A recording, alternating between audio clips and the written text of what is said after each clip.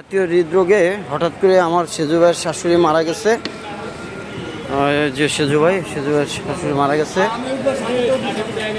ফরিদ হঠাৎ করে কি স্ট্রোক করছে নাকি? ভর্তি ছিল কতদিন? আল্লাহ ভরসা, সবাই দোয়া করবেন।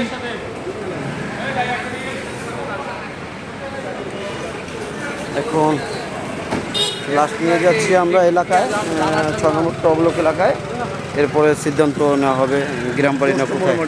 10 নম্বরে মাঠে দেবেন।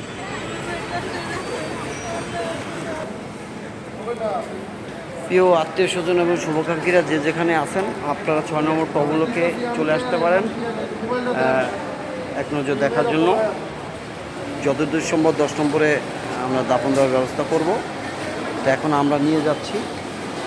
আজ জাতীয় হৃদরোগে রাত 11টার দিকে ইন্তেকাল করেছে।